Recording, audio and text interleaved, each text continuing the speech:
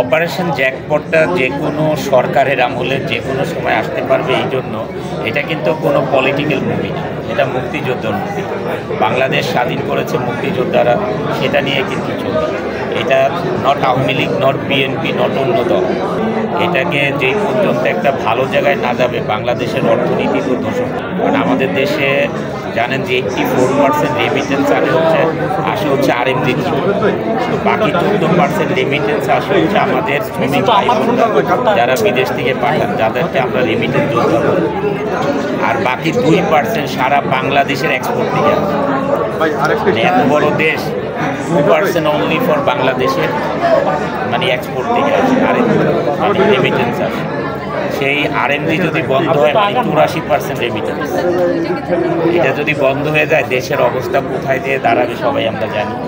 এই কারণে আসলে এই কর্মসংস্থান, দেশের অর্থনীতি, এগুলো বাঁচাতে গিয়ে আমার মুভির থেকে একটু দূরে সরে যায়। ওই প্রভাবটাকে আপনার মুভি প্রযোজনার মতো করছে? অবশ্যই, কারণ আমি সময় না দিতে পারলে তো কাজ করবো কীভাবে। ভক্তরা তো মুখিয়ে থাকে যে আপনার নতুন কাজ দেখার জন্য, সেই বিষয়টাকে না দায়বদ্ধতা কাজ করে। আমারটা আসবে, বাট অনেকেই তো ছবি করছে, সমস্যা কি? আচ্ছা, আমরা কিন্তু দেখেছি জ্যাকপট সিনেমা দেখা হয়েছে কিনা? দরদ কি দেখা হয়েছিল? আচ্ছা, আমরা জানি যে শাকিব খানের দরদ কি দেখা হয়েছিল ভাই? ছিল বা এটা নিয়ে কিন্তু ধামাকাভাবে এটা প্রচার হয়েছিল যখন শুরু হয়েছে। এখন কি অবস্থা আছে? অপারেশন জ্যাকপটটা যে কোনো সরকারের আমলে যে কোনো সময় আসতে পারবে, এই জন্য এটা কিন্তু কোনো পলিটিক্যাল মুভি না, এটা মুক্তিযোদ্ধার মুভি। বাংলাদেশ স্বাধীন করেছে মুক্তিযোদ্ধারা, সেটা নিয়ে কিন্তু ছবি। এটা not Awami League, not BNP, not অন্য দল, কারো ছবি নেই। এখন এই ছবিটার শুটিংটা একটু বন্ধ, কারণ হচ্ছে ফ্রান্সে শুটিং আছে। ফ্রান্সের শুটিংয়ের জন্যে আপনার মিনিস্ট্রিতে আমাদের যে প্রডিউসার আছে সব কিছু জমা দিয়েছেন, বাট অ্যাট প্রেজেন্ট জানেন যে দেশের অর্থনীতি অবস্থাটা ভালো না, দেশের অর্থ দিয়ে বিদেশে শুটিং করা একটু ডিফিকাল্ট, যার জন্যে পারমিশন করছেন। বাট এই ছবিটা আসবে, কারণ এই ছবিটা মানে কোনো সরকার থাকবে, কোন সরকার থাকবে না, এর জন্য ছবিটা আসবে না এরকম। তবে আজকে আপনারা যে নতুন লুক দেখতেছি, একদম বডি এবং নতুন লুকে এটা আসলে কি?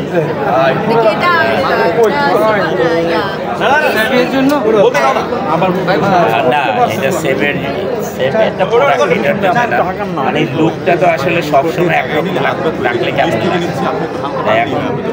ইকবাল ভাই যদি আবার চুল কেটে ছোটো করে দেয়, এই জন্যই আসা, যেহেতু একটা প্রোডাক্ট বাংলাদেশে আসছে এবং প্রোডাক্টটা হালাল প্রোডাক্ট। হালাল প্রোডাক্টটা সেটা যখন আমি শুনলাম মালয়েশিয়ার একটা হালাল প্রোডাক্ট আসবে, এবং আমাদের দেশের যারা বোনরা আছেন, মা আছেন, ভাই আছেন, বাবা আছেন, সবাই যখন হালাল প্রোডাক্ট ইউজ করতে পারবে, আমি বললাম যে ঠিক আছে, তাহলে আমি যাবো। আচ্ছা, তো আপনার নতুন কাজের খবর শুনি। কাজের খবর তো ইকবাল ভাই।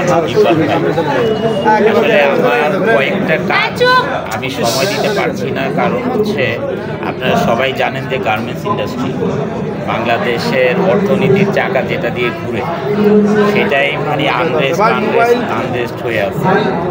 এগুলোর জন্য আমরা সময় দিতে পারছি না। যদি মুভির দিকে সময় দিই, এত বড় কর্মসংস্থান বন্ধ হয়ে যাবে। ইকবাল ভাই 2টা মুভি সাইন করে রেখেছি, তারপরে আপনি জানেন যাদের একটা মুভি, তারপরে আমাদের নেত্রীদা লিডার 4টা মুভি। আমি চিন্তা করেছি যে যদি ইনশাল্লাহ স্টেবল হয় সব কিছু, তাহলে জানুয়ারির থেকে শুরু করা যাবে ইনশাল্লাহ। গার্মেন্টস সেক্টর নিয়ে বলতেছি, যেটা আমাদের বাংলাদেশে এখন খুবই সংকটময় কাল যাচ্ছে, আন্দোলন, শ্রমিকদের, গার্মেন্টসের ব্যবসার একটা পতন। আপনি একজন গার্মেন্টস ব্যবসায়ী হিসেবে এই অবস্থা থেকে আপনি কিছু বলবেন?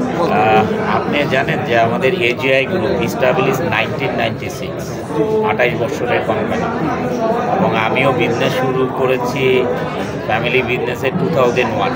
আমাদের ইন্ডাস্ট্রি কখনো আনরেস্ট দেখি না, বাট এইবার আমরাও কিন্তু আনরেস্ট দেখেছি।